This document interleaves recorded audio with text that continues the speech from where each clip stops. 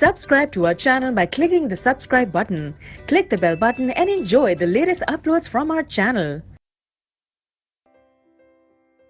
Question 11. Give 3 functions of plastids. Plastids के 3 functions देने हैं. तो ये जो फंक्शंस हैं ये हम 3 प्लास्टिड की फॉर्म्स के बेसिस पे देंगे. Chloroplast. Chloroplast is also a type of plastid. ठीक है.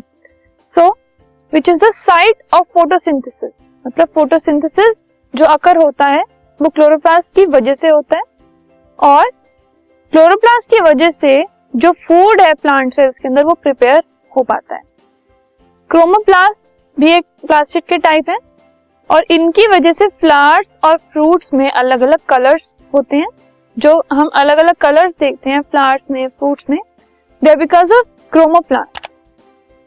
Leucoplast, they are the site of storage of food. Food को स्टोर करने के लिए ल्यूकोप्लास्ट काम आता है.